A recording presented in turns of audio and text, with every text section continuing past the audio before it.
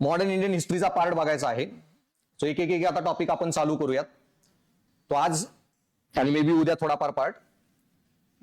आता उद्यापासून continue modern Indian history, ते संपलं की वर्ल्ड हिस्ट्री, एक एक एक टॉपिक. सो मी जे सांगेन ते टॉपिक तासभर घरी ओव्हरव्ह्यू करून यायचे. सो आता हा पहिला सोपा प्रश्न आहे. प्रश्न काय आहे बघा. ईस्ट इंडिया कंपनीच्या गव्हर्नरांनी भारतातील संस्थानिक राजांसोबत वेगवेगळ्या काळात वेगवेगळी धोरणे अवलंबली. टिप्पणी करा.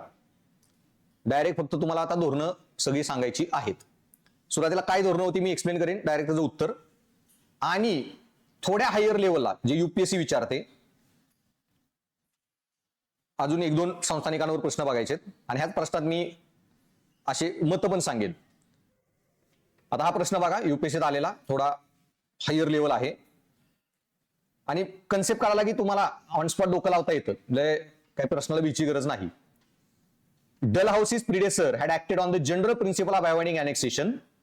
If these could be avoided, Dalhousie acted on the principle of annexation if he could do so legitimately.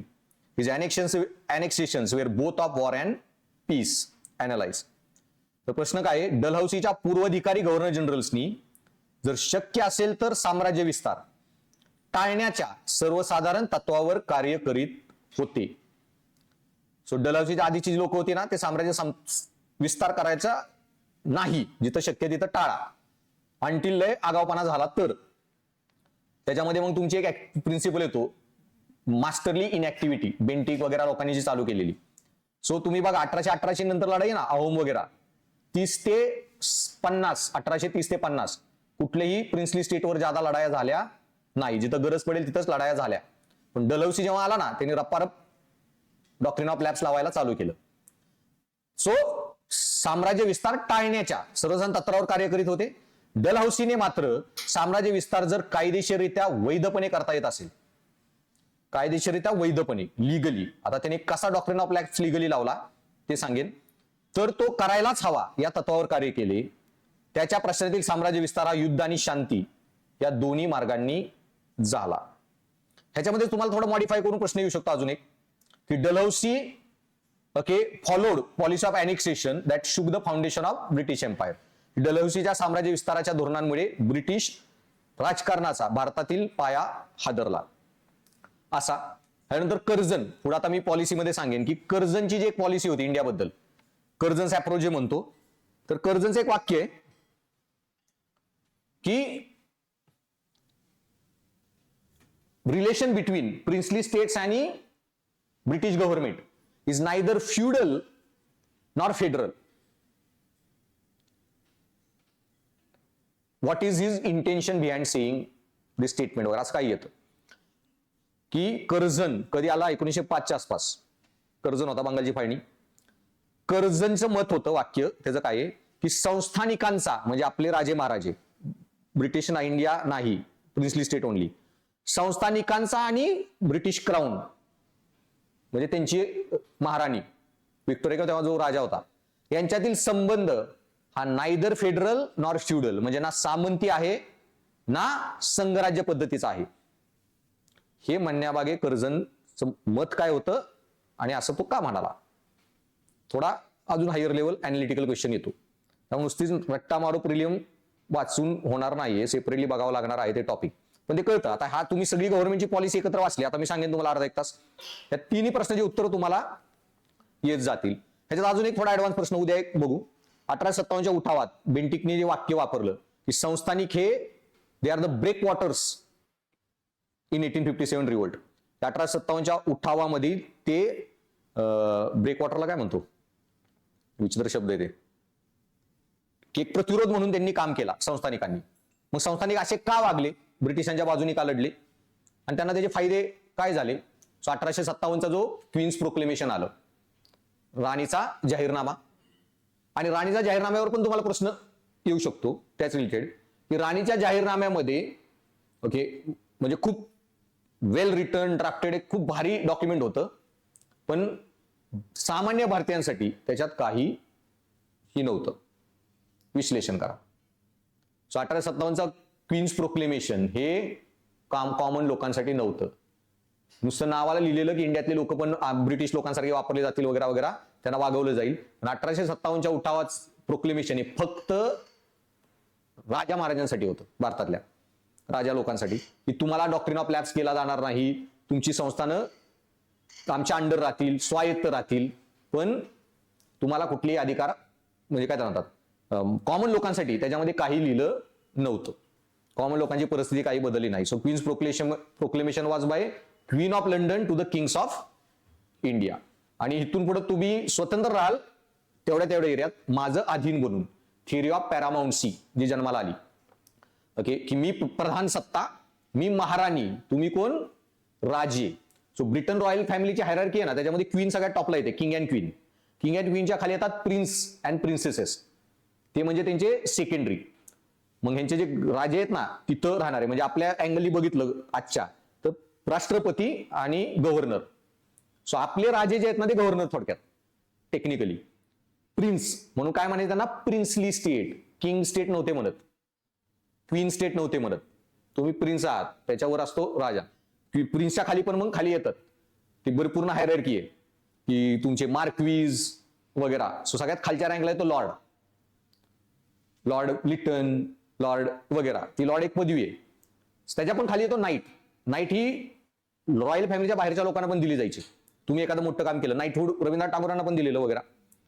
त्याच्यानंतरच्या पोस्ट सगळ्या फक्त रॉयल फॅमिलीला असायच्या. लॉर्ड, मग त्यानंतर बॅरन आणि बॅरनेट, त्याच्या पुढे मग तुमचा एक मार्क्विस वगैरे आहे.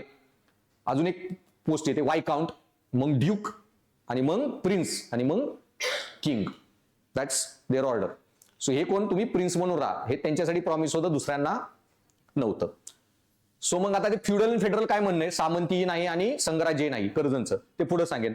आणि बेंटिक असं का म्हणाला, सॉरी कॅनिंग, की हे ब्रेक वॉटर आहेत म्हणून आपण आता ह्यांना नीट वागवण्याची गरज आहे. उद्या भारतामध्ये जर काही राजे न्यूट्रल नसते राहिले तर मग आपला पॅकअप झाला असता 1857 मध्ये. आणि बेंटिकचंच वाक्य, सॉरी कॅनिंगचं, had Scindia has been part of 1857 revolt, British sun would have set on a British empire. आपल्या इथला पॅकअप झाला असता. मग 1857 सिंधियाच न्यूट्रल राहिले. आता त्यांना सिंधियांना दोन दोष देऊ शकत नाही, कारण लय लढलेले. 1803 मी जे सांगितलेलं बॅटल ऑफ आसाई, आता ते ऑलरेडी लढून त्यांनी तलवारी टाकलेल्या. बाकीच्या राजांना नंतर आठवण झाली, अरे आपण बी लढायला पाहिजे, त्यांची राज्य घ्यायला लागल्यावर. सिंधिया कशाला लढतील. सो नैतिकतेने त्यांना आपण काहीच म्हणू शकत नाही. सिंधिया लढले नाहीत, पण न्यूट्रल राहिले तरी त्याचा खूप फायदा ब्रिटिशांना झाला त्यांच्या सेंट्रल टेरिटरीमध्ये. तो तसा थोडाफार अजून एखादा प्रश्न. मग कशी कशी पॉलिसी चेंज झाली ब्रिटिशांची, सो आधी टॉपिक बघू, मग एक प्रश्न सांगेन आणि एक तुम्ही लिहून आणा. How British policy towards princely state changed. सिक्वेन्सने सांगायची. टिप्पणी करा म्हणलं ना, स्टार्ट टू एंड टिप्पणी गेली पाहिजे. इंग्रज आले, संस्थानिकांबरोबर काय त्यांचा मॅटर होता ते, टिल इंडियाचं इंटिग्रेशन. 10 पॉईंट लिहून यायचे, एक एक एक वाक्य. मी तर डिस्क्रिप्टिव्ह दिली वाचायला तुम्हाला नोट्समध्ये, त्या वाचून घ्या.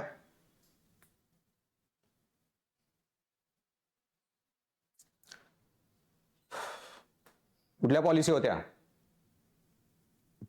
दर पॉलिसीमध्ये बरेच चेंजेस झालेत मेजर. आणि ते कर्जन आहे ना, मी म्हणलं फेडरल अँड फ्युडल, ते वाईट माणूस वाईट होता, पण त्यांनी जे केलं नाही फेडरल अँड फ्युडल, प्रिन्सेसला सांगितलं तुम्हाला लय अधिकार नाहीत, गप बसा. त्याचाच पुढे फायदा झाला बरं का इनडायरेक्टली. माझं पर्सनल मत तर आहे की यांना कळालं भाई क्राऊनच ठरवणार आहे आपलं काय होणार. आणि एखादा हरामखोर आला असताना गव्हर्नर तर लय वाट लागली असते इंडियाची. माउंट बॅटन आला आणि ऍज अ पर्सन तरी तो चांगला होता, खरंच रॉयल फॅमिलीचा चांगला मेंबर होता तो. आणि नेहरूचे त्याचे चांगले रिलेशन होते, गांधी वगैरे, त्यामुळे त्यांनी एंडला चान्स दिला नाही कुठल्याही ह्यांना. बाई इकडं नाही तर तिकडं मर्जच व्हायचं, मॅटर फिनिश. त्याच्यामुळे बऱ्याच गोष्टी पर्सनल रिलेशन म्हणून नेहरू वगैरेच्या त्या झाला. कर्जन किंवा लिटन सारखा सत्तेच्या वेळा असताना चर्चिल बिर्चिल सारखा नालायक लय अवघड झाला असतं. आणि नशिबाने तिकडं बेंटिक चर्चिल गेलेला इलेक्शन हारून, आणि ॲटली आलेला. ॲटली लेबर पार्टी लय भारताच्या प्रो फेवर होती लेबर पार्टी, आणि त्यांनी जे माउंट बॅटनला पाठवलं एक, आणि माउंट बॅटनला मुद्दामून पाठवलं की बाकी लॉर्ड जे होते ते एवढे पॉवरफुल नसायचे. माउंट बॅटन मी सांगितलं राणीचा सासरा होता, सो त्याला प्रचंड पॉवर होती, त्याला फुल फ्रीडम दिलेलं, काही कर, तू सेटल कर. आणि माउंटबॅटन ह्याच ॲग्रीमेंटवर आले की मी इंडियात आल्यावर मी इथून जे पाठवेल ना ते फायनल असणार आहे, मला इथून वरून कुणी तिकडून ओव्हरूल करायचं नाही, तर मी जातो मॅटर मिटवायला. त्यामुळे त्याला अल्टिमेट पॉवर होती. Mountbatten is the final authority. वरून कॅबिनेट फक्त साईन करणार, इतक्या पॉवरने त्याला इंडियात पाठवलेला. सो मग आता यांची जी पॉलिसी होती, सो पहिली जी होती तुमची struggle for equal trading rights. So पहिलं तुमचं ईस्ट इंडिया कंपनी जेव्हा भारतात आली, संस्थानिकांकडे त्यांची पॉलिसी काय होती, आम्हाला इक्वल ट्रेडिंग राईट्स द्या जे दुसऱ्यांना पाहिजेत ते. म्हणजे ह्याच्यात काय झालं, ह्या पॉलिसीमध्ये सुरत मध्ये फॅक्टरी टाकायला द्या. आता तो थॉमस रोय जो आलेला 1609, तो शहाजहानच्या कोर्टमध्ये होता, त्याला जवळपास 1614 पर्यंत 3-4 वर्ष ती परमिशन मिळाली नाही. परमिशन मिळाल्यावर पोर्तुगीजांनी, ती स्वॅली होलची लढाई झाली ना पोर्तुगीजांनी इंग्रजांच्या ह्याच्यात, इंग्रजांनी काय केलं की परमिशन दिली सुरतमध्ये फॅक्टरी टाकायची, तर ह्यांनी मुघलांच्या सगळ्या शिपिंगच पॅक करून टाकली. एकही बोट मुघलांची जाणार नाही.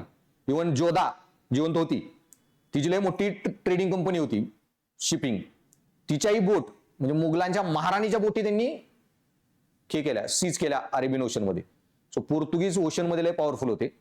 आणि पण त्यांना माहित होतं इंडियात आपल्याला कोणी कम्प्युटर नाही, पण ब्रिटिश पॅकअप करतील, त्यामुळे ह्यांना इंडियात येऊनच द्यायचं नाही. सो त्यामुळं सुरतेतली परमिशन गेली त्यांची. आणि ही परमिशन गेल्यावर पोर्तुगीजांनी अजून आगावपणा ब्रिटिशांनी इथून घालवायला मर्सिनरीज हायर केले, मर्डरर इंडियन लोक, आणि त्यांच्या कॅप्टनचा मर्डर केला सुरतमध्ये. आणि हे मर्डर झाल्यावर ब्रिटिश भडकले आणि ब्रिटिशांची त्यांची लढाई झाली स्वॅली होल. ब्रिटिशांच्या 2 बोटींनी इंग्रजांच्या 4 बोटी पोर्तुगीजांच्या डायरेक्ट बुडवल्या. कॅप्टन कुक होता त्यांचा एक. आणि ती लढाई झाल्यावर ब्रिटिश किती पॉवरफुल आहे ते कळालं. ही जी वैताग पोर्तुगीज 200 वर्ष समुद्र कंट्रोल करत होते, ते आता ताप माझा गेला. मुघल राजे एवढे खुश झाले की यांनी काय केलं, सुरत आणि अख्ख्या इंडियातच ट्रेडिंग कंपन्या काढा. सो पहिल्यांदा ईस्ट इंडिया कंपनीचा मॅटर काय होता, मला ट्रेडिंग राईट्स मिळावेत, ते मिळाले. पुढचे 100-1 वर्ष ट्रेडिंग राईट चालू होते इक्वल, ते अजून वाढवत गेले. आणि त्याचाच एक पार्ट आला फारुख सियार. फारुख सियार आजारी पडलेला, खूप इम्पॉर्टंट इव्हेंट होता, त्याला इंग्रजच्या ह्यांनी वाचवला. फारुख सियार होता कोणतरी माहितीये ना, त्याचं नाव मराठ्यांचं लय राजकारण झालं, त्याला खपवायला मराठीच रिस्पॉन्सिबल होते, शाहू लिटरली. औरंगजेब मेला 1707, त्यानंतर मग ते बहादूर शाह, चित्रकूट राजे आले, ते सगळे पपेट होते, त्यांना इथून कंट्रोल केलं जायचं. आणि फारुख सियार जो होता ना, तिथं 2 फारुख सियारच्या अंडर सय्यद ब्रदर आणि तो चीन कुलीच खान, म्हणजे निजाम जो हैदराबादचा आहे ना, ज्यांनी संस्थान काढलं, ही त्याच्या अंडर कंट्रोल करणारी लोक होती. सय्यद ब्रदर जे होते ना दोघं, त्यांचा नंतर मर्डर झाला, ते मराठ्यांच्या लय जवळचे होते. आणि मराठा जे पेशवा मिनिस्टर्स वगैरे जे त्यांना ऑर्डर द्यायचे, त्यांना माहित होतं बाई मुघल टिकवायचे असतील तर मराठ्यांशिवाय राहू शकत नाही. मग अफगाणिस्तानची चौथ सरदुष्टमी द्यायची होती ना, चौथ, की अफगाणिस्तान मराठ्यांच्या ताब्यात देऊ, ते बॉर्डर गार्ड करतील. ह्या अग्रीमेंटला बाकी मुघल राजे जे तयार होत नव्हते, डायरेक्ट फिनिश, मर्डर, नवीन राजा आणा जो ऐकत नाही वगैरे. आणि मग फारुख सियार आला, त्यांनी अग्री नाही केलं, त्याचा मर्डर झाला. मोहम्मद शाह रंगीला आला, नंतर मोहम्मद शाह रंगीलानी ह्याचाच मर्डर केला, फारुख सियार सय्यद ब्रदर्सचा, आणि चीन कुलीज खानच्या मदतीने. पण नंतर चीन कुलीज खान आणि मोहम्मद रंगीलामध्ये पण वादविवाद झाले, म्हणून ह्याला हाकलून देऊ इथून, नाहीतर हा माझा मर्डर करेल. म्हणून मोहम्मद शाह रंगीलाने त्याला बंगालकडे पाठवलं. बंगाल मी सांगितलं पनिशमेंट पोस्टिंग होती. शाहिस्ते खानची बोटं कापली ना, 1.5 लाख फौज घेऊन गेला, लढाई तर राहिलं, लाल मालात येऊन तुझीच बोटं कापली शिवाजी महाराजांनी, इतकी तू इज्जत घालवली मुघलांची, म्हणून त्याला शाहिस्ते खानला पाठवलेला punishment posting, Bengal punishment posting असायची, त्याला तिकडे पाठवला. तो तिकडं न जाता डायरेक्ट फौज घेऊन आला हैदराबादवर. हैदराबाद मुघलांचा प्रोव्हिन्स होता, आणि तोच मुघल फौज हरवून चीन कुलीज खाननी घेतला तो आसफजा. आणि हैदराबाद संस्थान जे आजचे निजाम नंतर आपण खपवले ना 47, तेच निजाम कंटिन्यू झालेले. सो हा फारुख सियार आजारी पडल्यावर ह्याला ब्रिटिशांच्या डॉक्टरनी वाचवला, म्हणून त्यांनी जे त्याला दिलं ड्युटी फ्री ट्रेडिंग राईट, ते दस्तक. आणि ह्या दस्तकचा मिसयूज जो झाला, पुढे मी जे सांगितलेलं की प्लासीची लढाई पुढे 40 वर्षातच झाली. मग दस्तकचा अधिकार काय होता की बाई ब्रिटिशांची जी पण गोष्ट जाईल ना, दस्तक असेल तर फ्री, टॅक्स न भरता जाणार. आणि मुघलांनी दस्तक दिला फारुख सियारनी. फारुख सियार दिल्लीच्या बाहेर नव्हता, पण त्याची ऑथॉरिटी मानत होते ऍज अ भारताचा राजा म्हणून. कोण कोण जे मानायचे ना, तिथून ह्यांचा ट्रेड ड्युटी फ्री. म्हणजे कोण, निजाम हैदराबादचा, बंगालचा नवाब वगैरे, जे त्याची ऑथॉरिटी मानत होते, तिथून जे ब्रिटिश गुड्स जाणार ते सगळे फ्रीमध्ये. पण आता हे करताना मग आपल्याला जे लोक होती, ट्रेडर लोक, बिझनेस गँग, त्यांनी काय केलं, ब्रिटिश अधिकाऱ्यांना जाऊन म्हणाले ईस्ट इंडिया कंपनीच्या, तुमचं जे दस्तक आहे ना ते माझ्या वस्तूंवर पण मारा, मी 5,000 टॅक्स भरतोय, 2.5 तुम्ही ठेवा, 2.5 मी. त्यांनी दस्तक मारायला चालू केलं. सो जे मिसयूज झाला. सो ब्रिटिश ईस्ट इंडिया कंपनीचा टॅक्स बुडला, ठीक आहे, आम्हाला जो येणार आहे तो, जो सिराज उद्दौला म्हणाला. पण हे भारतीय लोकांच्या टॅक्सवर पण शिक्के मारतायत, त्यांना माझा टॅक्स बुडतोय. आणि ह्यांनी मग पुढे काय चालू केलं, ईस्ट इंडिया कंपनी राहू द्या, माझा जो टॅक्स आहे, सॉरी, स्वतःचा बिझनेस करायला लागले ब्रिटिश ऑफिसर, ते दस्तक वापरून, तोही पैसा जायला लागला, सिराज उद्दौला बुडायला लागला, सगळं करप्शन. रॉबर्ट क्लाइव्ह बोट भरून गेला सोन्याची, हे मिसयूज करून, वॉरेन हेस्टिंग वगैरे. आणि पुढे काय झालं की ह्यांचे ट्रेड चालू झाले, ईस्ट इंडिया कंपनी बँकरप्ट, ते लोन मागायला गेले ब्रिटिश पार्लमेंटकडे, त्याच्या बदल्यात जे रेग्युलेटिंग ऍक्ट आले मग 1771 पासून. सो हे जे दस्तक आले तो त्याचाच पार्ट येतो. पण त्या दस्तकचा मिसयूज होऊन प्लासीची जी पुढं लढाई झाली, अनफॉर्च्युनेटली हे सिराज हरला आणि कंट्रोलच पूर्ण त्याच्या ताब्यातून गेला. आणि मग सिराज हरल्यावर पुढे काय झालं तर तुमची नवीन पॉलिसी येते, स्ट्रगल फॉर इक्वॅलिटी. ट्रेडिंग संपल्यावर अचानक सिराजला द्यायलाच काय नव्हतं पैसे, मग द्या काय यांना, तर 61 परगणा जो जिल्हा दिला. 61 परगणा दिल्यावर काय झालं, अंबानी फडणवीस झाला थोडक्यात. आणि मग त्यांना कळालं 10 रुपयाची गोष्ट 20 रुपयाला विकून 5 रुपये टॅक्स भरून 5 रुपये खिशात ठेवा, ही काय बिझनेस नाही. खरा बिझनेस आहे दारू,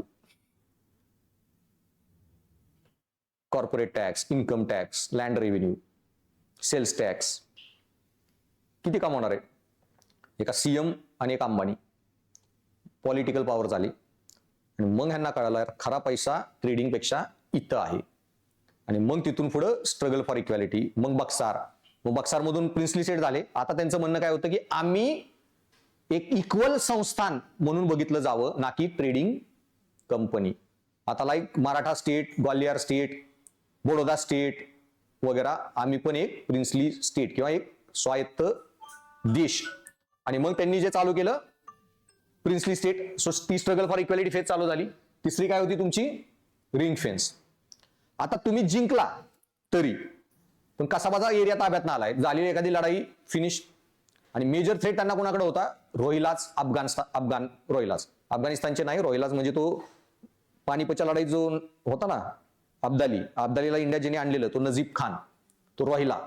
ओके, ती लढाई कधी झाली, 1761. हे रोहिले दिल्लीच्या जवळच होते, अफगाण हे होते.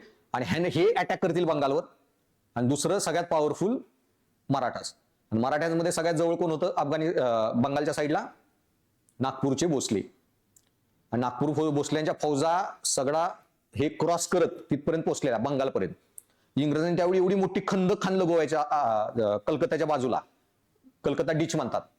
त्यामुळे त्यांना घोडी क्रॉस करून जाता नाही आलं त्या पाण्यातून, की डायरेक्ट घोडी बुडणारच. आणि पलीकडे ब्रिटिश स्टँडिंगच आहे.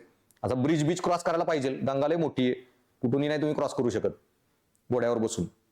आणि त्यामुळे त्यांना क्रॉस करता नाही आला, तर ब्रिटिश तेव्हाही पॅक झाले असते. So British realized major threats are Marathas and Afghan Rohilla invasion. मग काय करा, आपलं राज्य हातातून नाही गेलं पाहिजे आणि लढाई आपल्यातच होऊ नये म्हणून आपली बॉर्डर गार्ड करा, दॅट इज रिंग फेन्स.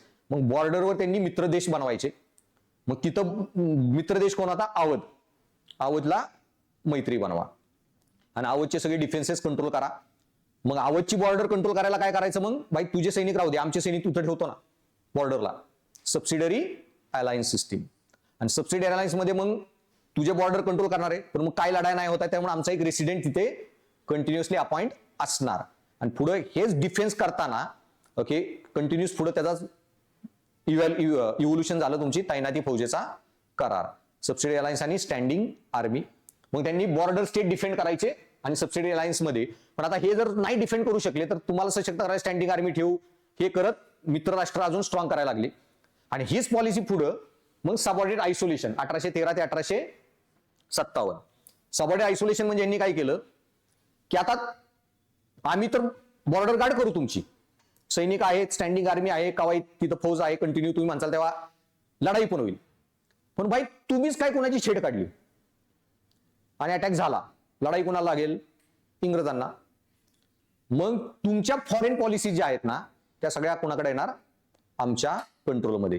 जो रेसिडेंट ठेवलेला ना बेसिक कामाला, तो बनला फॉरेन अँबॅसेडर आणि फॉरेन पॉलिसी फॉरेन मिनिस्टर त्या संस्थानाचा. सो मग ह्याच्यामुळे काय झालं, संस्थानाचा फॉरेन रिलेशन हातातून गेलं. संस्थान काय झाले, फक्त इंटरनल ऍडमिनिस्ट्रेशन स्वायत्त, फॉरेन रिलेशन गेले सगळे. आता संस्थानं जे कंट्रोल करायला लागले ना, ते टायमिंग काय बघा, 1813 मराठाज म्हणजे ग्वाल्हेर कंट्रोलमध्ये होतं. अँग्लो मराठा वॉर झालते, अँग्लो म्हैसूर वॉर झालते. जी राज्य त्यांनी सबसिडरी अलायन्स मध्ये आणलेली ते सगळे फॉरेन रिलेशन लूज करून बसले. सो ग्वाल्हेरचे शिंदे झाशीच्या राणीशी कुठलेही हे करू शकत नाहीत, फॉरेन लॉज रिलेशन बनवू शकत नाहीत. मग हे काय झाले, हे सगळे आमच्या खाली सबऑर्डिनेट पण एकमेकांपासून विभक्त, आयसोलेशन पॉलिसी हीच पुढे इव्हॉल्व्ह झाली. मग असं करत करत हे तर ह्या फेजमध्ये मध्ये चालू झाला डॉक्ट्रिन ऑफ लॅप्स. ह्याचाच एक पार्ट आहे तो सबऑर्डिनेट आयसोलेशनचा. मग तो काय म्हणला, ह्याच पॉलिसीचा पुढे परिणाम की बाय आमची जबाबदारी तुमचं सगळं फॉरेन रिलेशन वगैरे बघणं, स्टँडिंग आर्मी ठेवणं, पण तुम्ही मिसमॅनेजमेंट केलं आणि एखादा इंटरनल रिबेलियन झालं, उठाव, तर तो पण कर्टेल कोणाला करावा लागेल, आमच्या फौजेला, आमची लोक मरतील. मग तुमचं इंटरनल ऍडमिनिस्ट्रेशन पण आम्ही वॉच ठेवणार. तो फॉरेन अँबॅसेडर आता चीफ सेक्रेटरीज बनायचा चाललेला, सगळं इंटरनल कंट्रोल करायला. हळूहळू तो कंट्रोल आला की मग त्यांनी काय सांगितलं, तुम्ही जे सगळे राजे आहात ना, हे आम्ही तुम्हाला जिंकलेलं आहे, लाईक ग्वाल्हेर वगैरे, पण ठेवलंय तुम्हाला अजून सबसिडरी म्हणून, आमचे आयसोलेशन म्हणून, आमच्या खाली सबऑर्डिनेट. मग त्याच्यामुळं ऍडमिनिस्ट्रेशन आम्हीच कंट्रोल करतोय. तर ह्याचा लॉजिकल स्टेप काय आहे की ते संस्थान आम्ही तुम्हाला चालवायला दिले आमच्या मर्जीनी, मर्सीमुळं. तर ते चालवताना जर एखादा राजा मेला, ज्याला पोरगा नसेल, वंश, तर मग ते राज्य कोणाचं होणार, आमचं. जर आम्ही त्यांनी वंश संपला तर दत्तक घ्यायला आम्ही परमिशन दिली नाही तर. आणि बऱ्याच राजांचे 40, 50, 60 वर्षात एखादं असं व्हायचं कुठंतरी, मग तुम्ही दत्तक घ्या, दत्तक घ्यायचा अधिकार तुमचा काय आहे, पर्सनल. पण देश चालवायचा अधिकार हा आम्ही दिलेला आहे. मग आम्ही परमिशन नाही गेली, दत्तकला दिली.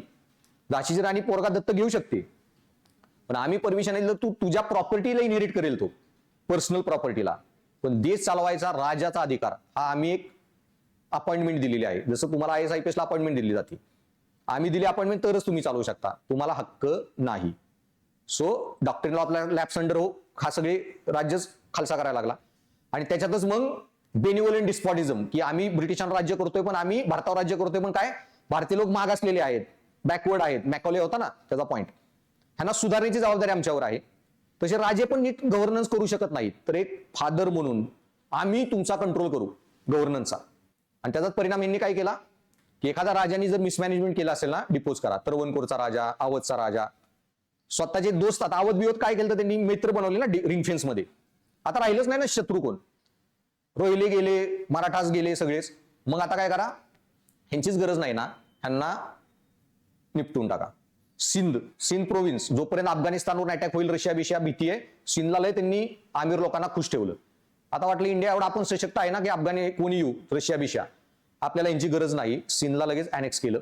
तो चार्ल्स नेपियरचं एक वाक्य आहे सिंध बद्दल की we have no right to seize Sindh, की सिंधच्या लोकांनी काहीच केलं नाही, एवढे नीट राहिलेत आपल्या बरोबर, ह्यांना घ्यायचा आपल्याला नैतिक अधिकार नाही कुठलाच, तरी पण आपण हे करू, लय फायद्याचं आहे. आणि मानवी मनाच्या नालायकपणाचं हे एक उदाहरण असेल. स्वतः म्हणलाय तो चार्ल्स नेपियर, जो कमांडर होता तो सिंध घेताना. याच्यावर UPSC प्रश्न आलेला आहे या वाक्यावर. त्याच्या असे यांनी काय केले, जे चांगले राज्य राहिलेले मैत्रीपूर्ण एंड पर्यंत, त्यांना पण खालसा केलं डॉक्ट्रिन ऑफ लॅप्स. ह्याचाच परिणाम झाला उठाव 1857, खूप खून करावा. ईस्ट इंडिया कंपनीला अबॉलिश केलं, ब्रिटिश पार्लमेंट टेक ओव्हर केला. आणि इथून पुढे काय सांगितलं, तुम्ही पॅरामाउन्सीची थिअरी आली, तुम्ही लॅप्स केले जाणार नाही, तुम्हाला दत्तक घ्यायचा अधिकार आहे, ग्रांट करू, सगळं करू, पण तुम्ही आमच्या अंडर प्रिन्स म्हणून राहणार. आणि ती स्वतःला काय झाली, queen empress of India. So queen empress झाली. हेच पुढे 70 वर्ष कुठले राजे महाराजे लढले नाहीत. आणि मग कर्जन आला. कर्जनच्या ह्याच्यामध्ये संरक्षण व हस्तक्षेपात्मक देखरेख, policy of patronage and internal surveillance म्हणतात. आता ह्याच्यामध्ये काय झालं, आता हळूहळू भारतात चळवळी होत होत्या, पॉलिटिकल ऍक्टिव्हिटी होत होत्या. काँग्रेस जे आहे ना ते संस्थानिकाच्या भानगडीत पडत नव्हतं. संस्थानिकां जे होते ना तिथं पण आंदोलन चालायचे. सगळे संस्थानिक चांगले काम करत नव्हते, काय सगळे शाहून बडोद्याचे काय साईजोराव गायकवाड महाराजांसारखे नव्हते. मग जे नीट करायचे ना तिथं आंदोलन चालायची, पण काँग्रेस त्यांच्यापासून लांब राहायची. काँग्रेस म्हणायची बाई ब्रिटिशांशीच लढायचे आधी, ह्यांच्या भानगडीत कडून राजे महाराजांचं पण शत्रुत्व कशाला घ्या.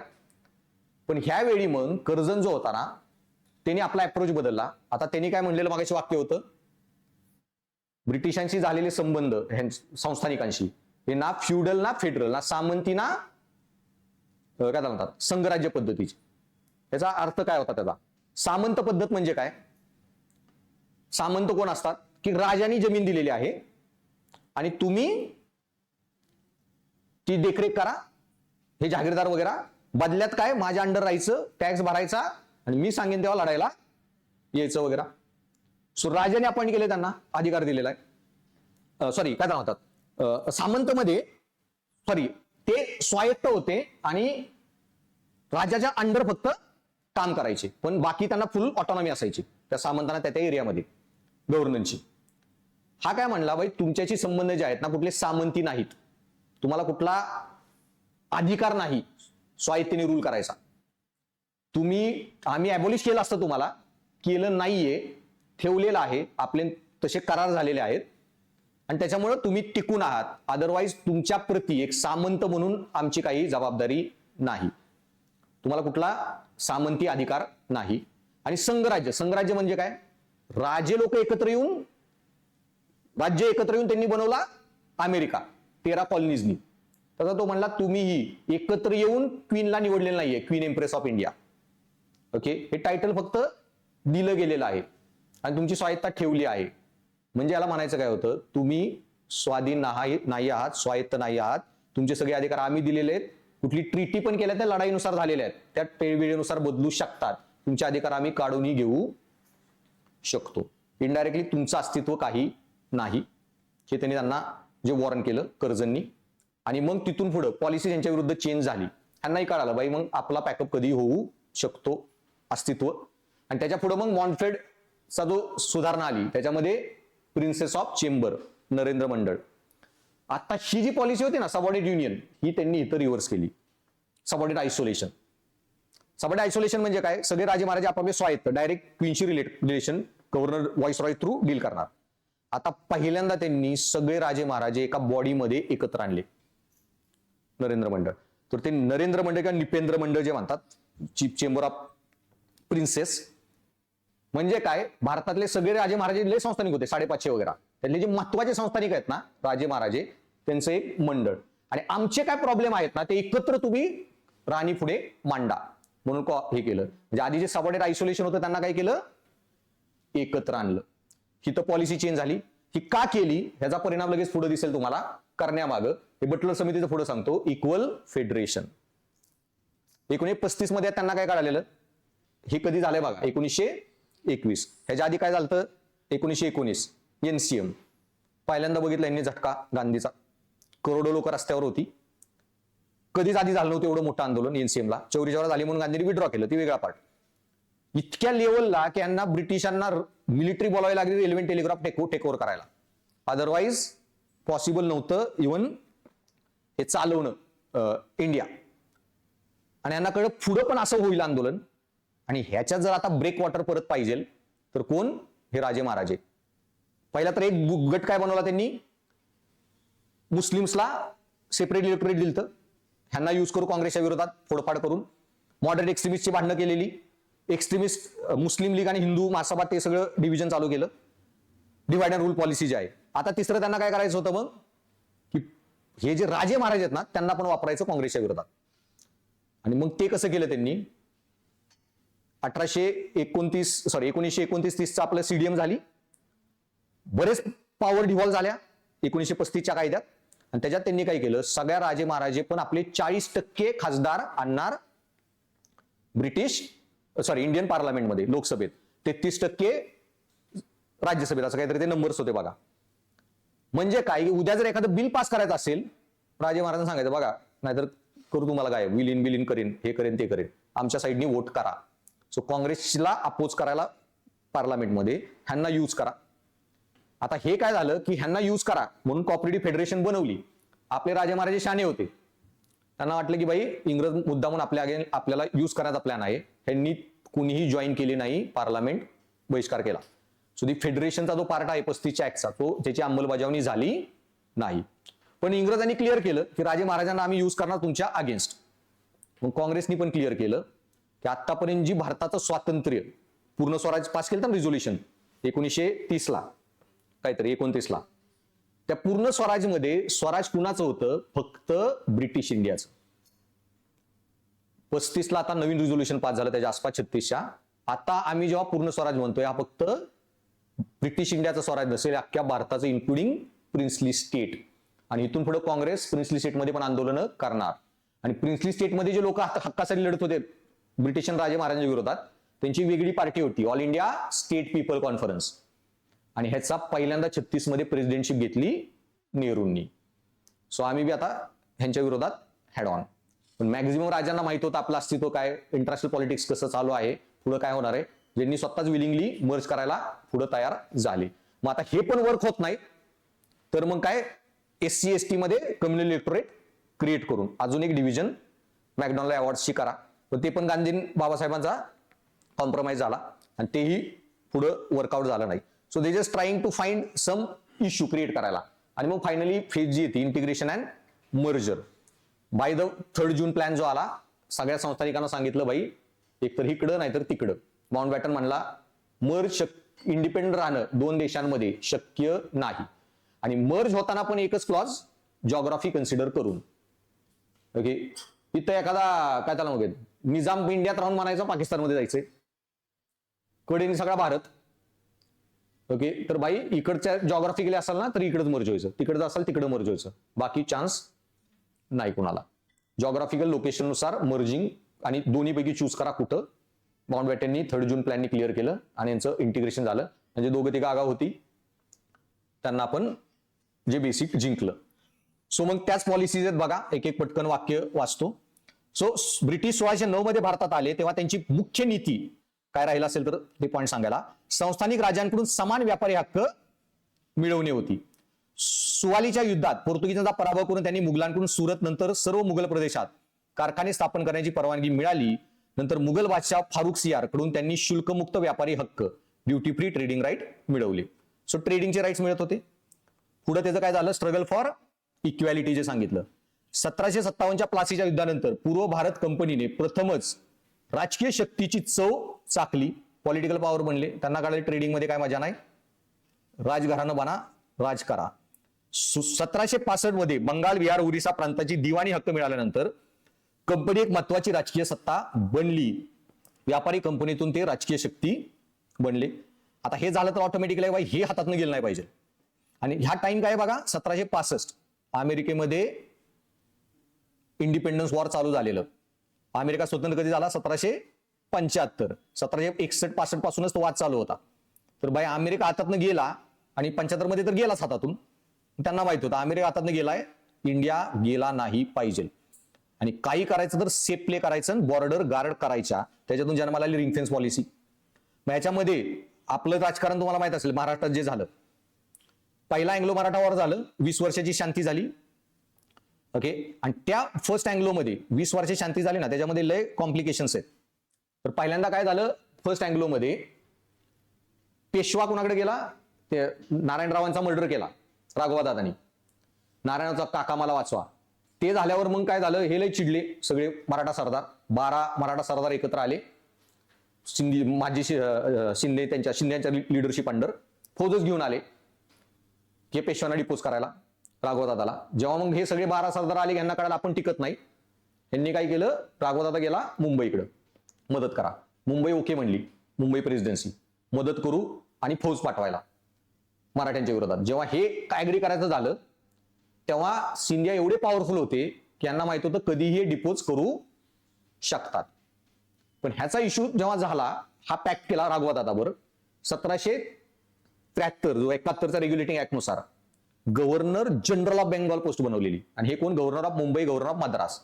गव्हर्नर जनरलला काय पॉवर होती, बाकी सगळ्या रेव्हेन्यू बिव्हन्यू तुम्ही ठरवा, रयतवारी करायची का परमनंट करायची. पण ट्रीटी, पीस अँड वॉर, युद्ध आणि शांतीच्या बाबतीत कोण सुपरसीड करणार, बंगालचा गव्हर्नर. बंगालच्या गव्हर्नरने लेटर पाठवलं, राघवदादाची पेन्शन वगैरे, वॉरचं जे ठरलंय ना ते सगळं कॅन्सल केलं.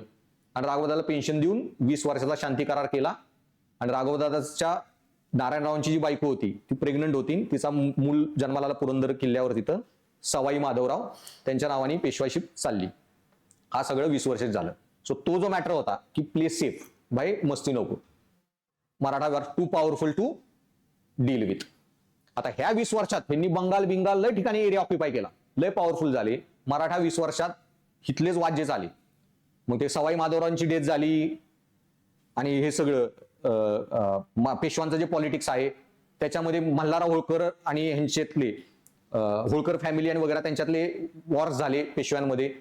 त्यांच्यातले एका होळकर फॅमिलीला एकाला राघवदादांनी नंतर इथं पुण्यात मारलं हत्तीच्या पायाखाली. ते बरंच महाराष्ट्रात इंटरनल वादविवाद झाले. हे कधी एकत्र येऊ शकले नाहीत. आणि हे जर एकत्र आले असते तर still there was a chance to fight off. आणि त्या पुढच्या लढाई झाल्या. सो यांना माहित होतं आता काय गरज आहे, रिंग फेन्स, कुंपण सुरक्षित करा, सत्ता हातातून गेली नाही पाहिजे. सो विविध गव्हर्नर जनरल्स आणि व्हाईसरॉय यांनी आपली राजकीय सत्ता सुरक्षित राहावी म्हणून विविध धोरणे अवलंबली. सीमावर्ती संस्थानाशी मैत्रीपूर्ण आघाड्या करून संरक्षक कवच निर्माण केले आणि त्यांचे तात्काळ धोरण होते. आणि आवसारख्या संस्थांशी त्यांनी मैत्रीपूर्ण संबंध प्रस्थापित केले की रोहिले वगैरे येऊ नाहीत. आणि याचाच परिणाम मी जे सांगितलेला, लॉर्ड वेलेस्लीची सबसिडियरी अलायन्स, स्टँडिंग फौज हे करून दर ठिकाणी राजधानीत ब्रिटिश रेसिडेंट सुपूर्द करावे लागत होते की त्यांचं फॉरेन रिलेशन त्या रेसिडेंटच्या अंडर येणार. आणि त्याच्यानंतर हैदराबाद निजाम, अवध, पेशवे सगळ्यांनी हे सबसिडियरी अलायन्स स्वीकार केली. आणि त्याच पुढं मग थिअरी ऑफ सबऑर्डिनेट आयसोलेशन. आता सिंधियाज हारले, होळकर हारले, पेशवे वगैरे हारले, बरेच जण टिपू बिपू सुलतान सगळे हारले. आता साम्राज्यवादी विस्तार वाढला आणि प्राधान्य सत्ता पॅरामाउंटसी की आता ऑल इंडिया एम्पायर बनवायची. आणि ब्रिटिश इक्वल नाहीत. आता मगासपर्यंत काय होतं, स्ट्रगल फॉर इक्वॅलिटी, आणि तुम्ही पण राजे आम्ही पण राजे, पण तुमचं फॉरेन कंट्रोल करतो. आता आम्ही तुमच्यापेक्षा सुप्रीम आलो, तुम्ही खाली आहात. आता आपण इक्वॅलिटीवर नाहीये आणि सबऑर्डिनेट आणि फॉरेन रिलेशन कंट्रोल करून सगळ्यांना वेगवेगळं करा. सो प्राधान्य सत्ता ही संकल्पना विकसित झाली. भारतीय संस्थांनी ब्रिटिश सत्तेच्या अधीन राहून सहकार्य करणे अपेक्षित होते. संस्थांनी बाह्य सार्वभौमत्व पूर्णपणे सोडून दिले, पण अंतर्गत व्यवहारांवर नियंत्रण ठेवले. इंटरनल तुम्ही ऑटोनॉमस राहा, फॉरेन कंट्रोल आणि आमच्या खाली राहायचं. आणि आता ब्रिटिश एजंट केवळ दूत नसून संस्थानाचा फॉरेन मिनिस्टर झाला, परराष्ट्र धोरणावर नियंत्रण ठेवणारा अधिकारी. आणि ह्याचाच एक्सटेन्शन पुढं लॉर्ड हेस्टिंग वगैरेंनी संस्थानात थेट हस्तक्षेप टाळण्याचे धोरण घेतले. की बाबा जे सांगितलं ना मागाचा प्रश्न जो होता, आता तो पार्ट आहे इथं सेपरेट प्रश्न जरी आला की डलहौसी आणि आधीचे गव्हर्नर जनरल त्यांनी विस्तार करायचं टाळलं, डलहौसीनी विस्तार करणं चालू केलं. आता हे का झालं तर लॉर्ड हेस्टिंग वगैरे जे तिसरा अँग्लो मराठा वॉर झालं नंतर थांबवलं. एमरेज, बेंटिक काय जास्त लढाई नाहीयेत. बेंटिकनी तर त्या काळी ह्यांचा जो रेसिडेंट होता ना जयपूर मधला, त्याला विष दिले गेलेलं, विष देऊन मारलेला जयपूरच्या राजांनी, तरी पण जयपूर खालसा नाही केलं. म्हणजे नको लढाया अवॉइड करू. जिथं पण शक्य आहे त्यांचं ती पॉलिसी चालू होती. बराच इंडिया हातात आलेला आहे, नको काही खोड काढायला. आणि बऱ्याच वर्ष ती पॉलिसी चालू होती. पण डलहौसीने आल्यावर आगावपणा जो केला, सो ते मास्टरली इनेक्टिव्हिटी. त्यात हा जो आहे बेंटिक नंतर मॅटकालप, ऑकलँड, एलिनबारो, हार्डिंज. आय गेस ऑकलँडची ती थिअरी आहे मास्टरली इनॅक्टिव्हिटी म्हणून. मास्टर बट इनॅक्टिव्ह, तुम्ही तुमचं बाबा चालत राहा, लय काहीतरी उन्माद करू नका, अदरवाईज आम्हाला तुमच्याशी घेणे देणे नाही. ब्रिटिश इंडिया आम्हाला लय मिळालाय लुटायला. सो लॉर्ड हेस्टिंगने संस्थानात थेट हस्तक्षेप टाळण्याचे धोरण घेतले, पण फॉरवर्ड पॉलिसी अवलंबून पिंडाऱ्या, शिंदे, भोसले इत्यादी लष्करी कारवाई केली की जिथं जिथं मेजर थ्रेट आहेत संस्थानांना. बेंटिक गैर हस्तक्षेप धोरणाचा समर्थक होता, ते मास्टर इन ऍक्टिव्हिटी. जरी जयपूरमधील ब्रिटिश रेसिडेंटला विष देण्यात आले तरीही मात्र आवश्यकतेनुसार त्याने म्हैसूर, कुर्ग जिथं जिथं कारवाई केली, पण जेव्हा गरज असेल तेव्हा, अदरवाईज लढाया करायच्या नाहीत. 1833च्या चार्टर ऍक्टने कंपनीची व्यापारी भूमिका संपवली, पण राजकीय भूमिका कायम ठेवली. की 1833ला सांगितलं नाही, त्यांचा पूर्ण कमर्शियल पॉलिसी काढून घेतली. कुठली ठेवली? फक्त tea trade and trade with China 1813ला, की इंडियातला चहाचा सगळा व्यापार करा आणि चायनाचा. 33ला तर ते पण घालून टाकलं. तुम्ही फक्त पॉलिटिकल पॉवर, कमर्शियल नाही. आणि का? कारण ब्रिटिश ईस्ट इंडिया 100 वर्ष इंडिया ऑर्गनाईज करत होती. हे सगळे त्यांचे नोकर होते. हे असं का झालं याच्यावर प्रश्न येईल, उद्या तो डिस्कस करेन मी. की ईस्ट इंडिया कंपनीला 1833ला कमर्शियली अबॉलिश केलं, पॉलिटिकली का ठेवलं?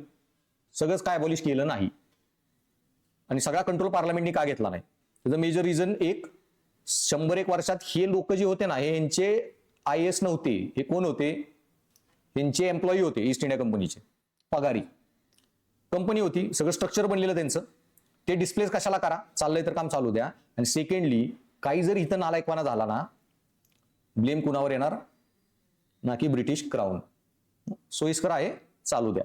त्या पॉलिसीमुळे अबॉलिश केली नाही. पण ह्याचाच परिणाम काय झाला? आगावपणा एवढा नडला की 1858 मध्ये लय इंग्रज मारले गेले. त्यांच्या बायका बिका पोरं बिरं बरंच धिंगाणा झाला. आणि ह्या सगळ्याची जबाबदारी क्राऊनला घ्यावी लागली. आणि मग ईस्ट इंडियाला पूर्ण अबॉलिश करा. 1858 उठाव नसता झाला तर यांनी कंटिन्यू ठेवलं असतं ईस्ट इंडियाला पॉलिटिकली.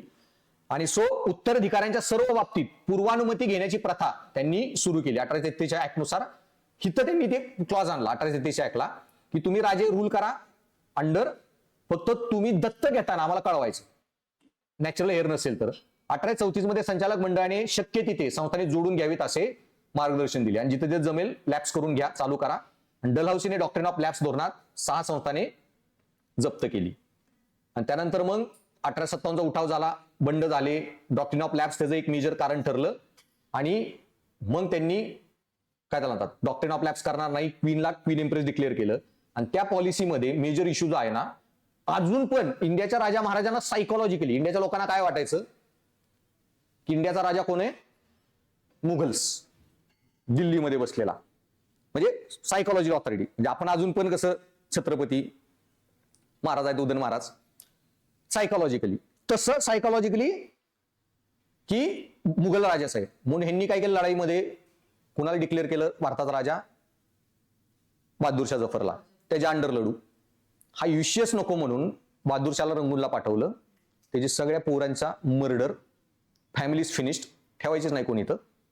आणि स्वतःला डिक्लेअर केलं मोठा राजदरबार घेऊन. 1858 जे क्वीन प्रोक्लेम केलं ना इंडियाच्या दरबारात, सगळ्या राजा महाराजांपुढे आणून की तुम्हाला आमचे संस्थानिक म्हणून राहा, हे करा ते करा, तुम्हाला कुठलंही स्वातंत्र्य राहणार नाही, त्या सगळ्या ग्रांटेड दिल्या. स्वतःला तिने टायटल काय दिलं? Queen empress. आता तुम्हाला कोणी महाराजा नाही इथं, मी महाराणी, तुम्ही सगळे खाली. सो मुघलांचं जे म्हणतो ना 1858 नंतर मुघल बादशाहीची काल्पनिक सत्ता, जे सायकोलॉजिकली भारत अजून मुघल राजे आहेत असं चालत होतं. 400-500 वर्ष मुघलांनी राज्य केलेलं, ऍटलिस्ट नॉर्थ इंडियाच्या लोकांमध्ये, तरी ती काल्पनिक सत्ता होती की मुघलच आमचे राजे वगैरे, ती संपवली. आणि उत्तराधिकाऱ्यांच्या सर्व बाबतीत क्राऊनची मंजुरी आवश्यक बनली. आणि प्रत्येक गोष्ट उत्तराधिकाऱ्याची क्राऊनच्या परमिशननी पण देत होते परमिशन 1857 नंतर. आधी डलहौसीने आगाऊपणा केला, त्यामुळं फक्त दिल्लीकडून परमिशन घेऊन यायची. 1876 मध्ये राणीने कैसरे हिंद ही पदवी घेतली. पुढचे मग 70-80 वर्ष राजे कुणी काही केलं नाही, एखाद दुसरा कोणाचा लोकल इश्यू असेल तर. आणि मग हा जो आला कर्जन, कर्जनवर ह्या पार्टवर सेपरेट प्रश्न येईल तुम्हाला. आता काय म्हणणं आहे बेसिक सांगितलंय, पॉइंट बघा त्याचे. कर्जनच्या मते संस्थाने ब्रिटिश सरकारचे संबंध ना सामंती ना संघराज्य पद्धतीचे, ते कोणत्या एका करारावर आधारित नसून विविध ऐतिहासिक परिस्थितीमध्ये विकसित झालेल्या नात्यांचा एक संच होता. कुठली एक ट्रिटी पण आहे तुमच्याबरोबर, दर राज्याबरोबर वेगवेगळे करार झाले, वेगळी परिस्थिती होती, इव्हॉल्व्ह होत गेले, झालेलं आहे एकत्र. त्यामुळे इथं काही कुठलाही ना सामंती रिलेशन आपले ना संघराज्य. या विधातून कर्जन हे दाखवून इच्छित होता की संस्थानिक राज्ये समान भागीदार नव्हती, ती स्वतंत्र नव्हती. त्यांचे सार्वभौमत्व हे ब्रिटिश पॅरामाउंटसीवर अवलंबून होते. तुम्ही समान अधिकार नाही. जसं अमेरिकेचे जे स्टेट्स आहेत ना, लय सेपरेट राज्य गव्हर्नरला पॉवर आहे तिथं संघराज्य पद्धती, किंवा आपल्या मुख्यमंत्र्याच्या पॉवर ज्या आहेत दिल्लीवरून कोणी घेऊ शकत नाही. तसं त्यांनी सांगितलं तुम्ही संघराज्य पण नाहीये, सामंती नाहीये की आम्हाला काहीतरी सर्व्हिस देऊन तुम्ही टॅक्स भरून वगैरे तुम्ही तिथे इंडिपेंडेंट राज्य करताय, तुम्ही तसला टॅक्स बी देत नाही आणि सामंत रिलेशन पण नाही आपलं. त्याच्यामुळं तुम्हाला, म्हणून ब्रिटिशांना त्यांच्यावर नियंत्रण ठेवण्याचा पूर्ण अधिकार आहे. हा संबंध फ्युडल किंवा फेडरल नाही असे सांगताना त्याचा अर्थ होता की संस्थानिक राजे समसमान दर्जा किंवा कायदेशीर स्वातंत्र्यता दावा करू शकत नाहीत. आणि मग संघराज्य पद्धतीत कसं आहे, एखादा म्हणूही शकतो मला संघराज्य तोडून स्वातंत्र्य व्हायचं आहे, ते म्हणजे तुम्ही संघराज्य पण नाही. सामंत एखादा म्हणू शकतो मला रिबेलियन करून सेपरेट व्हायचंय. ओके, शहाजीराजे कोण होते? सामंतच होते ना, आदिलशाहीचे. ट्राय केलं इंडिपेंडन्सला. शिवाजी महाराज पण आधी जागीरदार होते, रिबेलियन केले इंडिपेंडंट. हे म्हणले तुम्हाला सामंतीचा अधिकार नाही, रिबेलियनचा तर सोडा कुठलाच, तुम्ही पूर्णपणे ब्रिटिश क्राऊनवर अवलंबून आहात. सो त्याचा बेसिक पॉईंट होता की बाई ह्यांनाही आता निपटून इंडियात घेतलं तरी प्रॉब्लेम नाही. 1857ला दंगे झालते, वेळ बदलली, आता 50-60 वर्ष गेली त्याला. ब्रिटिश लय पॉवरफुल आहेत, ते राहिले काय नाही राहिले काय, आपल्या उपकारावर पाहिजे तेव्हा संपू. सो त्याचा मुख्य संदेश असा होता, तुम्ही संस्थानिक कोणत्याही कायद्याच्या किंवा राज्यघटनेच्या आधारे अधिकार मागू शकत नाही.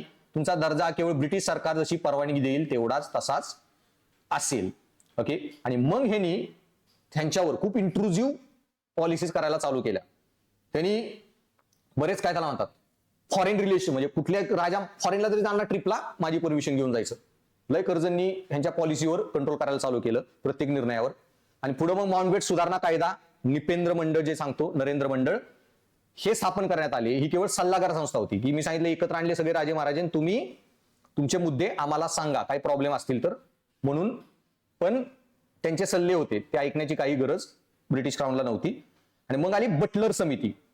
आता हे बघा, बटलर समिती खूप महत्वाची आहे, पॉइंट त्यांच्यातला संस्थानिक रिलेशन. पुढे तुम्हाला आता हा पॉइंट मी असं जनरल सांगतोय, स्टेप्स, क्वेश्चन कसाही घुमून येईल त्याचे पॉइंट आठवून उत्तरात लिहायचे, नोट्स देईन त्याच्यातून. 57-27 मध्ये सायमन कमिशन आलती ना, त्याचवेळी बटलर कमिटी सरकार संबंधाचा अभ्यास केला. त्यांच्यामध्ये आंतरराष्ट्रीय व्यवहारात संस्थानांचे भूभाग ब्रिटिश भूभागाप्रमाणेच आहेत. बघा पहिल्यांदा काय म्हणले त्यांनी, वाक्यला इम्पॉर्टंट आहे, एक वाक्य असलं तरी, की आमच्याशी संबंध बघताना आंतरराष्ट्रीय व्यवहार, फॉरेन रिलेशन वगैरे सगळ्या बाबतीत ब्रिटिश इंडिया आणि प्रिन्सली स्टेट दोन वेगळे नाहीत, दोन्ही भूभाग सेमच आहेत. सो संस्थानांचे भूभाग आणि ब्रिटिश भूभाग सेम आहेत आणि संस्थानांचे प्रजाजन ब्रिटिश प्रजाजनांप्रमाणेच आहेत. आमची रिस्पॉन्सिबिलिटी दोन्हीकडे आहे. कारण मी काय म्हणलं मगाशी, संस्थानातले लोक बी आंदोलन करत होती काही ठिकाणी राजा महाराजांच्या विरोधात, मग आम्ही तिकडे बी इंटरफेअर करू शकतो. आणि समितीने हेही ठामपणे सांगितले की संस्थाने भारतीय विधानमंडळाच्या नियंत्रणाखाली भारतीय सरकारकडे त्यांच्या परवानगीशिवाय सुपूर्द करू नयेत.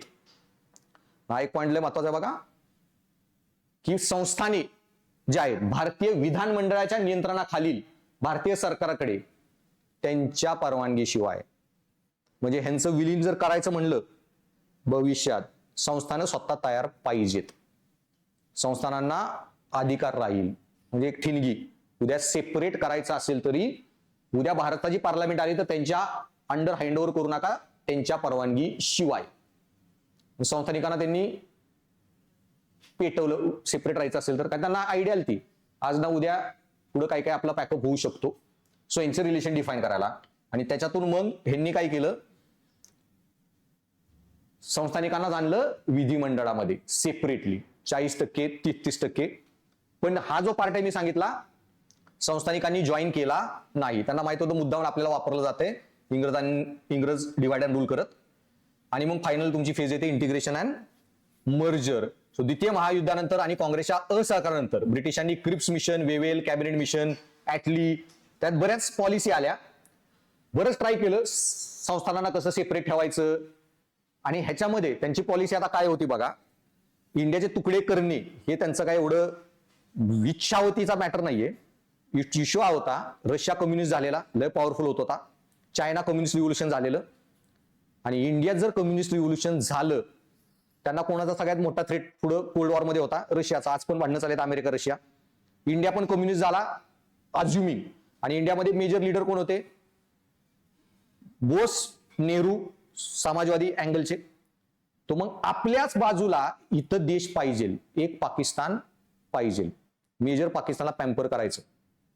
जो आज पण पाकिस्तान बघा अमेरिकेच्या साईडला लॉयल पुत्र पाहिजे आपल्या एखादं इथं, ते बनवणं त्यांचा मेजर उद्देश होता त्या टाइम पिरियडमध्ये, वर्ल्ड वॉरच्या सेकंड फेजमध्ये.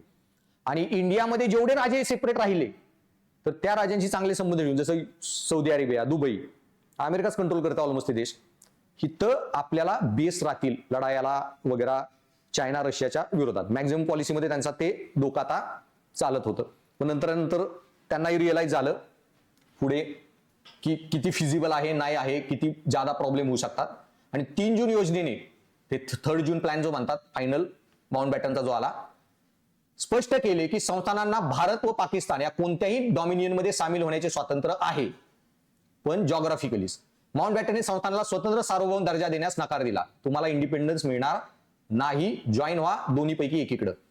2 राष्ट्रांच्या सिद्धांताने संस्थानाचा कोणतेही संरक्षण दिले नाही. की टू नेशन थेअरीमध्ये पुढं संस्थानिक बाजूलाच ठेवले. त्यामुळे सर्व संस्थाने भारतात विलीन झाली. सरदार पटेल आणि व्ही.पी. मेनन यांनी संस्थानिक राजांच्या देशभक्तीला साथ घालून संरक्षण, दळणवळण, परराष्ट्र व्यवहार या 3 विषयात भारतात सामील होण्यासाठी राजी केले. आणि मॅक्झिमम राजांना सांगितलं, या मॅक्झिमम झाले, पण सगळ्यात पहिल्यांदा मर्ज झालं ना ते मेवाड. आणि पटेलांचं वाक्य होतं की जर कुणाला खरंच स्वतंत्र राहायचा अधिकार असेल ना राजे महाराजांमध्ये, तर ते फक्त मेवाडला आहे. आणि मेवाड गेल्या 1000 वर्ष खरोखर लढलेलं स्वतंत्राला. महाराणा प्रतापांपासून तेव्हापासून पृथ्वीराज चव्हाण ते नॉनस्टॉप एव्हरी टाइम मेवाड लढलेलं. सो म्हणजे खरं ज्यांनी इंग्रजांना प्रतिकार केला, मुघलांना केला किंवा बाकी फॉरेन डॉमिनियनला केला, सो हे निजाम आणि बिजाम जे म्हणतायत इंग्रजांपुढे आधीच पाय पसरून बसलेले, त्यांना कुठलाही नैतिक अधिकार नाही. पटेलांचं जे म्हणणं होतं एकाच राज्याला असेल तर फक्त मेवाडला आहे. आणि ते स्वतः पहिल्यांदा विलीन झालेत भारतात. आणि बाकी नंतर मग मॅक्झिमम यांनी तर स्वतः विलिंगली मर्ज झाले. जुनागड, काश्मीर, हैदराबाद त्यांचा जो मॅटर होता काय केला पोस्ट इंडिपेंडंट इंडियामध्ये तो लिहायचा. सो बेसिकली कळाला इथपर्यंत कशी पॉलिसी इव्हॉल्व झाली. सो मग आता नुसते जे पॉइंटरमध्ये मग असा प्रश्न आला स्ट्रेट फॉरवर्ड, पॉलिसी कशी आली, नुसते पॉइंटर मारले तरी चालेल. सो या प्रश्नाचं उत्तर तुम्ही लिहून आणा क्रक्समध्ये. आणि उद्या मी तो कर्जनवाला जो प्रश्न आहे, सॉरी डलहौसी आणि आधीच्या यांचा, त्याचं काय उत्तर आहे ते मी डिक्टेट करेन. आणि त्या रिलेटेड अजून 2-3 पॉईंट बघायचे आहेत. फॉरेन संस्थान, आता संस्थानाचा विषय संपला ना, ह्याच्या रिलेटेड काही प्रश्नाला तुम्हाला उत्तर लिहिता आलं पाहिजे. आता नेक्स्ट टॉपिक मग उद्या एज्युकेशन सिस्टीम ब्रिटिशांची कशी चेंज झाली, इकॉनॉमिक पॉलिसी कशा चेंज झाल्या, हे 10-12 ट्रेंड्स मध्ये टॉपिक स्टडी करायचे अनालिटिकल. आता संस्थानिक कळाले ना, काही प्रश्न येऊ द्या, हाच डेटा घुमून फिरवून वापरायचा आणि लिहायचा. सो हे पण लय इझी आहे मॉडर्न हिस्ट्रीचं प्लॅन मध्ये केला तर. आता हे सोडून असा एखादा ऑड प्रश्न आला, बटलर कमिटीचा परिणाम वगैरे, एवढा अवघड येणार नाही, ऑप्शनला येऊ शकतो. माहित नसेल बटलर कमिटी, नाही उत्तर जमलं चालेल. 99% पोरांना जमणार नाही उत्तर, ते टेन्शन घ्यायचं नाही.